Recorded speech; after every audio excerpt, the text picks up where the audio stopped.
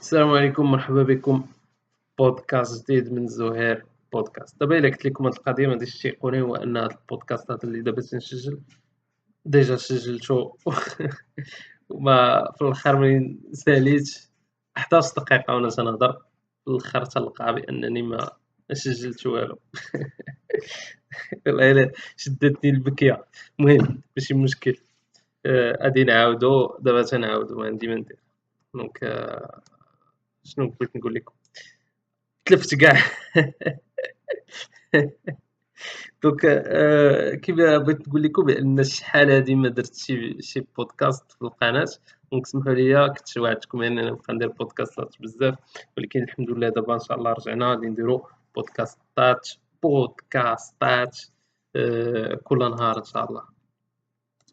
واخا الفيديو ديال اليوم بغيت نهضر لكم على واحد الحاجه اللي تسولوني عليها بزاف صراحه، هي الفرق ما بين القرايه في فرنسا والقرايه في كندا.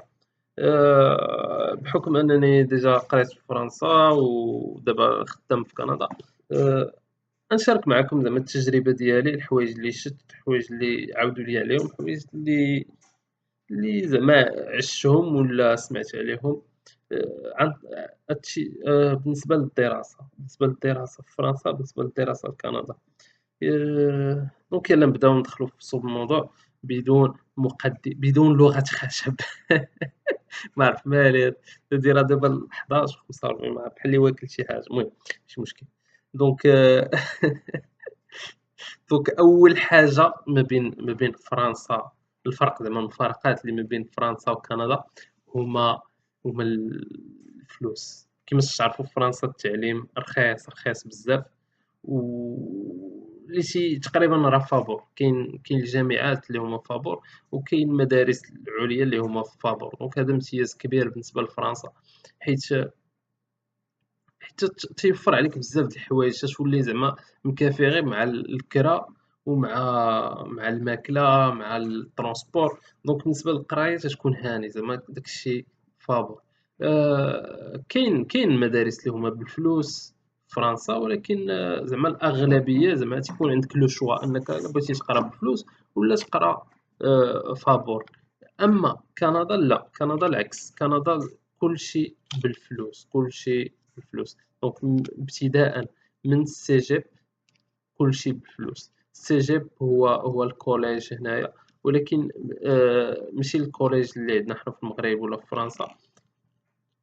بالنسبة لهم هما الكوليج هو السكوندير تيجمع ما بين جوج الحوايج، تيجمع ما بين الكوليج والليسي ديالنا.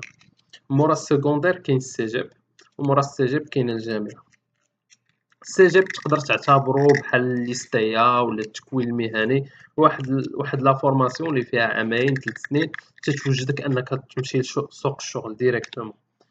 ولا نتا الا بغيتي ديك الساعه تكمل قرايتك تقدر تمشي للجامعه. والسيجيب تيكون رخيص شي شويه بارابور للجامعه اللي تتكون غاليه بزاف. دونك السيجيب تقدر تدخل ليه بلو فاسيلمون الا نتايا عندك الباك مغربي، دونك تقدر تدفع للسيجيب وتقدر دير فيه دي فورماسيون بحال لو ديك دي او سي ولا الدي يو بي. دونك هادو دو فورماسيون تقدر ديرهم في السيجيب، ومن بعد تقدر دير الجامعات هنايا في كندا غاليين بزاف، تقدروا يوصلوا حتى 30 ألف دولار. 30 ألف دولار واحد لاصوم اللي هي كبيرة بزاف، اللي واحد ما يقدرش يخلصها وحده من غير إلا كان خدام. ديك الساعة تقدر تقرا زعما بفلوس. كاين بزاف هنايا اللي تيجيو مثلا كندا تيخدموا مثلا تيخدموا تيقراو. دابا القضيه اللي تيديروا هما انه تيقول مثلا غادي نجي ياك، ومن بعد غادي نخدم، ومن بعد غادي نخلص القرايه. ولكن هاد القضيه هادي ما خداماش بزاف، حيت ما عندكش الحق تخدم مع حدك مازال ما بديتيش القرايه. دونك تولي خدام في النوار، داكشي إليغال، دونك تدخل في مشاكل. دونك هادشي مبغيتش نقولو لكم. المهم الا كنتي زعما عندك فلوس وميسرالك الامور وهذا، اجي قرا في كندا. ولا كاينه السوليسيون الثانيه، هي انك تدفع الاقامه. ملي تدفع اقامه لكندا تقدر تخلص بحالك بحال الكنديين، حيت الكنديين هادي ما قلتهاش لكم، ولكن الكنديين تيخلصوا قل من لي زيتيديون اترونجي الأجانب. دونك داك 30,000 واحد كندي ولا واحد من كيبيك يقدر يخلص غير 3000 ولا 4000 دولار. دونك كاين فرق كبير. كاين الحالة الأخرى هي أنك تكون عندك اون بورصة، ولكن لا بورصة يعطيوها لشي واحد اللي زعما ذكي بزاف ولا جايب نقاط عالية بزاف. دونك بحال واحد البنت كانت صيفطات لي ميساج قالت لي أنا عندي عندها الدكتوراه في المغرب و وجاتها اون بروبوزيسيون باش دير البي اتش دي ديالها في كندا، وعطاوها اون بورصة ديال 17000 دولار. دونك 17000 دولار، ولكن كانت مازال ليها 3000 دولار اللي خصها تخلصها هي. دونك ضروري خصك تخلص شي حاجة، خاص تكون عندك بورص فهمتي. دونك هاد القضية خصك ديرها عندك في البال. الحاجة الثانية اللي بغيت نهضر عليها المفارقات اللي ما بين فرنسا وكندا بالنسبة للدراسة هي القيمة ديال الدبلوم اللي عندك. كما تعرفوا لي ديبلومات في فرنسا راه معترف بهم في المغرب الا كنتي خديتيهم من الجامعه اللي هما معروفين. وهذا بالنسبه لكندا نفس الشيء كندا لي ديبلوم معترف بهم الا خديتي مثلا من السيجيب ولا من اليونيفرسيتي اللي هي معروفه في كندا. نفس الشيء ان الدبلوم معترف به.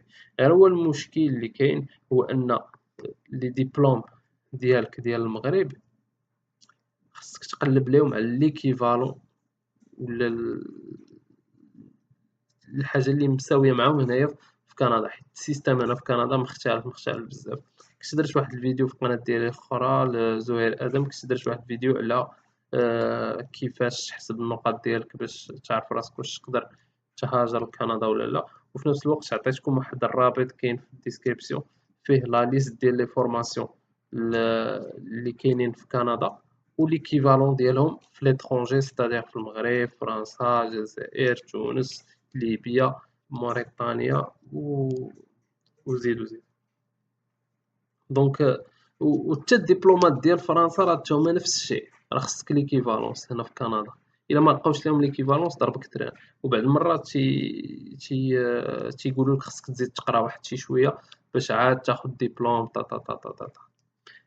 واحد القضيه غادي نجبدها واخا ما عندهاش علاقه مع الموضوع، هي بالنسبه للاطباء. كاين بزاف اللي تيقولوا لك بان الاطباء الا جاو لكندا ما يقدروش يخدموا. هذه بصح، ولكن الاطباء اللي تيجيو اقامه، دابا انت جاي اقامه بالدبلوم ديالك ديال المغرب بحال الطبيب، راه ما غاديش تخدم، خصك ليكيفالونس. هما ما تيعترفوش كاع بالدبلوم ديالك ديال المغرب. دونك القضيه اللي تقدر دير هو انك تدفع هاد لوغدر ديال لي ميدسان هنايا في كندا.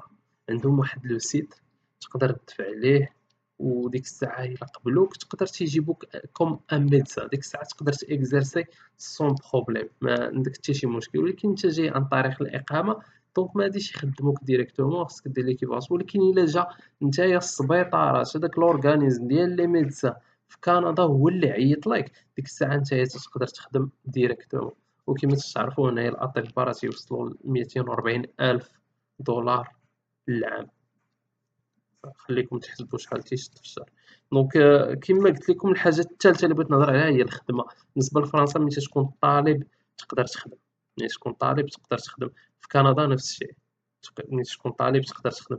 غير هو في كندا عندك واحد الحوايج اللي تيسدوا عليك مثلا الباب، لانك ما تخدمش في مدينه اخرى من المدينه اللي انت تتقرا فيها، وما تخدمش في ولايه اخرى من الولايه اللي انت تتقرا فيها. دونك هادشي تيكون عندك في البيرمي ديتود مكتوب. دونك قراو مزيان البيرمي ديتود اللي تيعطيوكم، تيكونوا كاتبين لكم لي كونديسيون فين تقدر تخدم فين ما تقدرش تخدم، وكاين شي نوع د الخدمات اللي ما تقدرش تخدمهم. دونك خصك ترد البال لهاد القضيه، سينو يقدروا يرجعوك من كندا، سينو الى المهم هادشي ماشي موضوع ديالنا. الحاجه الرابعه هي اللغه في فرنسا تقدر تقرا بالفرنسيه. كما تعرفوا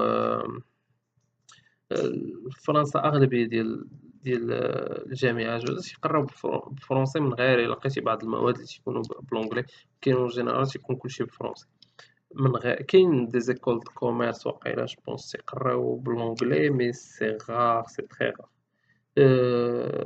زعما لي زيكول اللي تيقراو بالونجلي في فرنسا راه محسوبين كندا لا كندا تقدر تقرا بالفرونسي وتقدر تقرا بالونجلي وحتى ماشي ضروري تكون في كيبيك باش تقرا بالفرنسي هاد القضيه هادي ما عرفناش بزاف ديال الناس تقدر تكون جاي في بريتيش كولومبيا في البرتا وتقدر تقرا يكون عندك ان بروغرام تقدر تقرا بالفرنسي دونك ماشي ما تركزش بزاف على كيبيك الا كنتي انت باغي تقرا فرونسي تقدر تقلب على دي فورماسيون وكاينين دي فورماسيون بالفرونسي في دي بروفانس اللي هما انغلوفون دونك هذه الامتياز بالنسبة لكندا أنك تقدر تقرا بالفرنسي ولا بالونجلي ولا بجوج الحاجة الرابعة اللي بغيت نهضر عليها هي القرب فرنسا الصراحة قريبة للمغرب لي بي دافيون رخاص دونك كاين والمغاربة كتار جزائريين كتار توانسة كتار في فرنسا دونك متحسش براسك بأنك في الغربة وداكشي بلا بلا بلا بالنسبة لكندا